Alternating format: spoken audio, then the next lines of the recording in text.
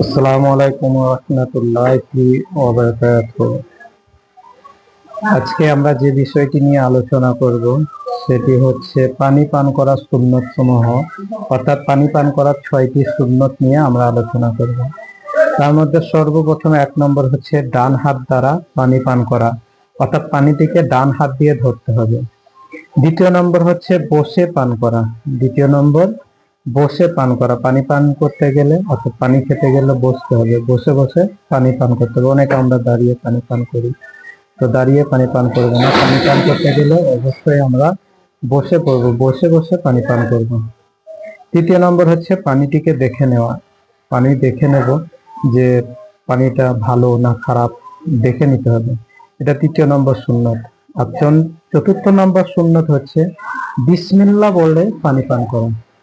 মানে যখন পানিটাকে পান করব তার আগে বিসমিল্লাহ বলে নেব। পানি পান করার পূর্বেই বিসমিল্লাহ পাঠ করব।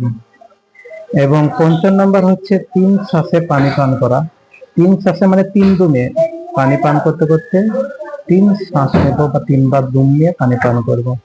আর 6 নম্বর হচ্ছে পানি পান করা শেষ হয়ে গেলে আমরা আলহামদুলিল্লাহ বলবো। অবশ্যই আমরা এই যে 6টি নিয়ম মেনে পানি পান করব। আর আমরা অনেকেই দাঁড়িয়ে পানি পান করি, বিসমিল্লাহ বলি না, 3 শ্বাসে পানি পান করি না।